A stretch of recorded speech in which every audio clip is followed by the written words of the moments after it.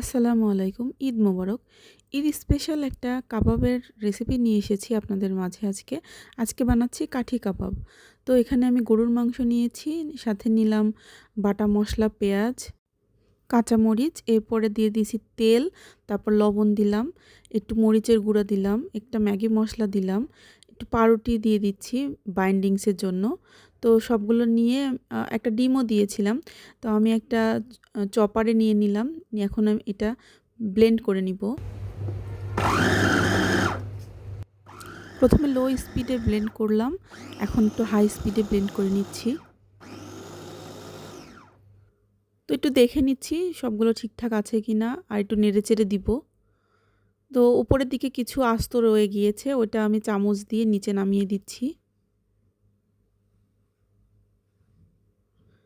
এখন আবার একটু ব্লেন্ড করে নিব।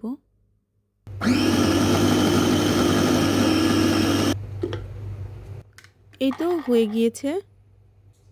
এখন হাত দিয়ে এটা ভালোভাবে মাখিয়ে নিব।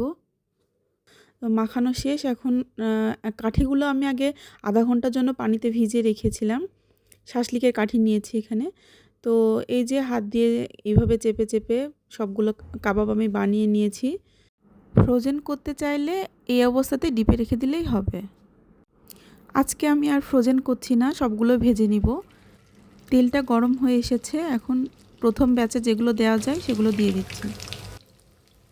ভাজা হয়ে গিয়েছে এক পাশ, আরেক পাশ ভাজার জন্য আমি উল্টিয়ে দিচ্ছি। কাবাবগুলো চাইলে খিচুড়ি, পোলাও বা ভাতের সাথে সার্ভ করতে পারেন, বা খালিও খাওয়া যাবে। তো যেগুলো ভাজা হয়ে গিয়েছে সেগুলো আমি তুলে নিচ্ছি।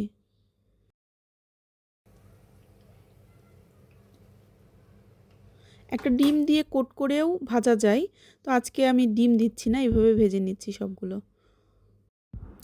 অর্ধেকের বেশি কাবাব ভাজা কমপ্লিট।